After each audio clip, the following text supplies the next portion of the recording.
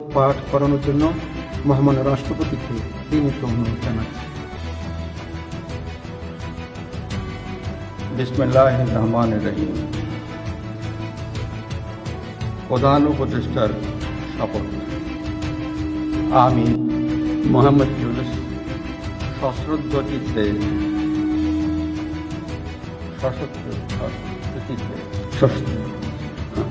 সশ্রদ্ধ চিত্তে শপথ গ্রহণ করিতেছি যে আমি আইন অনুযায়ী অন্তর্বর্তীকালীন সরকারের প্রধান উপদেষ্টা পদের কর্তব্য বিশ্বস্ততার সহিত পালন করিব। আমি বাংলাদেশের প্রতি অকৃত্রিম বিশ্বাস ও আনুগত্য পোষণ করিব। আমি সংবিধানের রক্ষণ সমর্থন ও নিরাপত্তা বিধান করিব এবং আমি ভীতি বা অনুগ্রহ অনুরাগ বা বিরাগের বশবর্তী না হইয়া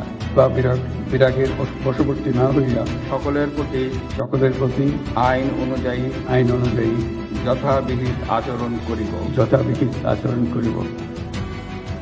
এবার মাননীয় প্রধান উপদেষ্টাকে গোপনতার শপথ পাঠ করানোর জন্য মহামান্য রাষ্ট্রপতিকে বিনীত অনুরোধ জানাচ্ছি। আমি মোহাম্মদ ইউনূস সশ্রদ্ধ চিত্তে শপথ গ্রহণ করিতেছি যে অন্তর্বর্তীকালীন সরকারের প্রধান উপদেষ্টা রূপে যে সকল বিষয় আমার বিবেচনার জন্য আনিত